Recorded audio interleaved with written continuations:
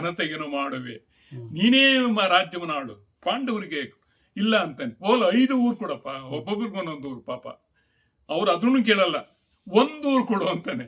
ಆವಾಗ 1 ಊರಲ್ಲ, 1 ಊರಿನಲ್ಲಿ 1 ಗೋಪಾದ ಬಿಡುವಷ್ಟು ಭೂಮಿಯಲ್ಲಿ 1 ಮುಳ್ಳು ಮುರಿಯುವಷ್ಟು ಭೂಮಿಯನ್ನು ಕೊಡುವುದಲ್ಲ ಕೃಷ್ಣ, ಹೊರಟು ಹೋಗು.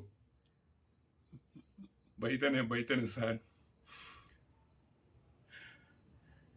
ಯುದ್ಧದ ಹೊರತಾಗಿ ಪಾಂಡವರಿಗೆ ತುಂಡು ಭೂಮಿಯನ್ನು ಕೊಡುವುದಿಲ್ಲವೆಂದು ಖಡಾಖಂಡಿತವಾಗಿ ಸಾರಿದನು. ಅಡಿಗಡಿಗೆ ಸಂಧಿಗೆಂದೊರಲುವ ಪಾಂಡವರು ಕದನ ಕಂಜುವ ಹೇಡಿಗಳು.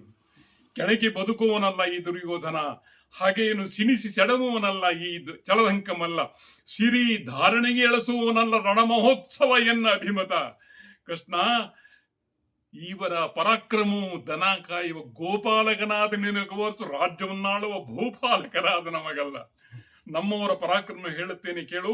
ಇಡೀ ಮಂಡಲವನ್ನೇ ಆಳುತ್ತಿರುವ ನಾನು, ಅರ್ಜುನನ ಶಿರಚ್ಛೇದನ ಮಾಡಲು ಕಾದಿರುವ ನನ್ನ ತಮ್ಮ ಕರ್ಣ, ಭೀಮನ ಹೊಟ್ಟೆಯನ್ನು ಬಗೆಯಲು ಕಾದಿರುವ ನಮ್ಮ ತಮ್ಮ ದುಶ್ವಾಸ, ನನ್ನ ಅಕ್ಷೋಣಿ ಸೈನ್ಯದ ಮುಂದಿನ ಸೈನ್ಯ ಧೂಳಿಪಟವಾದೀತು. ಎಚ್ಚರಿಕೆ, ಮೊದಲು ನೀಲಿಂದ ಖಾಲಿ ಮಾಡು.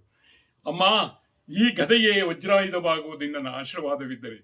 ಜಗದಿ ಬಲದಿ ವೈರಿಗಳ ಶಿರವ ತರೆದು ದ್ರೋಹಿಗಳ ಕರುಳ ಬಗಿದು ಕ್ರೂರಿಗಳ ಸದೆದು ಬಡದು ಹೇಡಿಗ ಜಗದೋಳ್ಯನೆಗಿಂತ ಮಿಗಿಲಿರುವರಿ, ಪರದೋಳ್ಯನೆಗಿಂತ ದೊರದೋಳ್ಯನೆಗಿಂತ ಮಿಗಿಲಿರುವರಿ ಕೃಷ್ಣ ಅಂತ